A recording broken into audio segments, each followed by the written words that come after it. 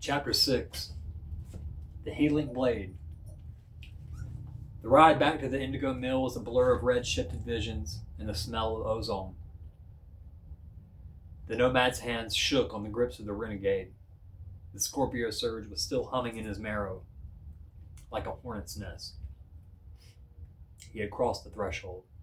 185 BPM was the kill zone, the place where the Dr. Banner in his soul began to rewrite the man. He didn't park the bike.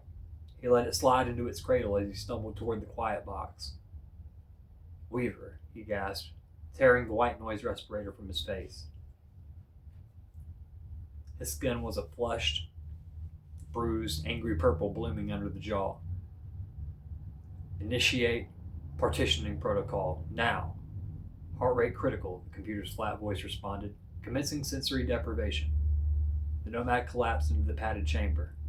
The heavy door hissed shut, sealing him in total darkness. Instantly, the speakers roared, not with music, but with the specific, chaotic symphony of a South Carolina thunderstorm. The crack boom of thunder, the steady shh of rain on a tin roof. He gripped the healing blade in both hands, pressing the cold antimetal against his forehead. 170 BPM, 165. Focus on the work, he hissed through gritted teeth. Chance. Oakley. Blade. In the darkness, his neurodivergent mind began to do what it did best. Compartmentalize. He visualized the hidden hand as a physical structure, a lodge built of lies. He took the memory of Dr. Thorne's taunt about his nephew Oakley and placed it in a lead-lined box. He took the image of the Jokerized children and filed it under pending, surgical extraction. He was performing field surgery on his own psyche.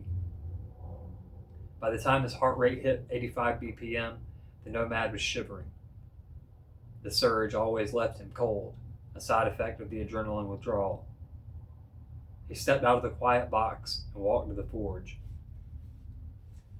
The healing blade needed maintenance. The clash with the dark metal server had notched the edge, and the harmonic hum was off key.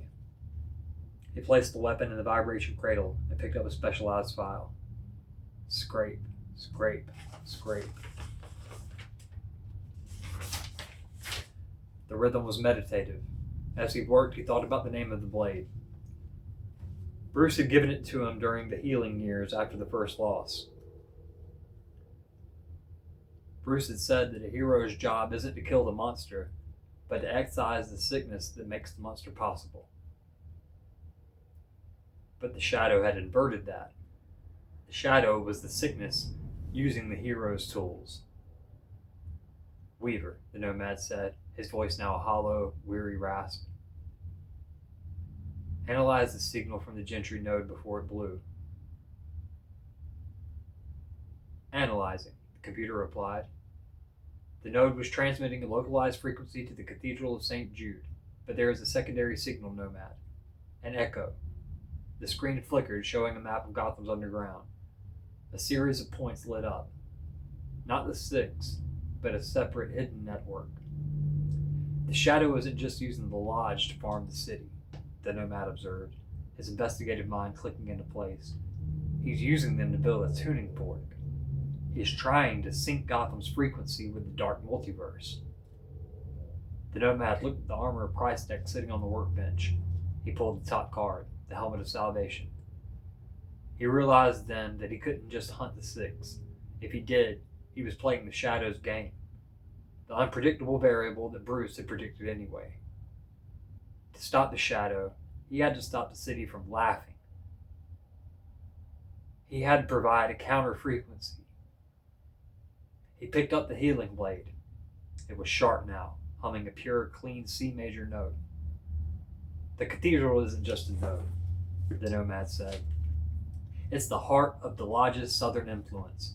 The backwoods lawyers, the judges, they're gathering there for sanctification. They think they're being saved. He looked at his reflection in the blade. He looked like his father, the same sharp eyes, the same artist's hands, but tempered by a brother's grief. I'm not going there to kill them. the Nomad whispered. I'm going there to break the signal.